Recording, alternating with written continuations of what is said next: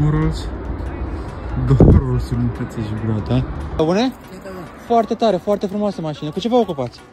Am avut o firmă, gen curier.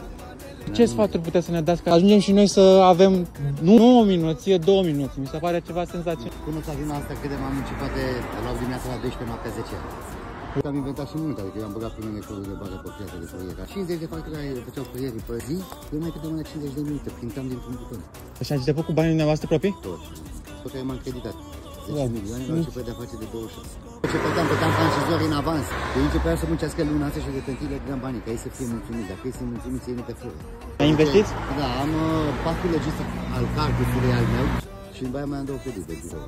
Deci imobiliar. Și acum eu mă ocup de treaba asta, lansez acum un site pe proprietarul.ro, pui anunț aici că închiriezi, vinzi sau cumperi și câștigi un Mercedes CLA sau un iPhone 15 Pro. Link în bio.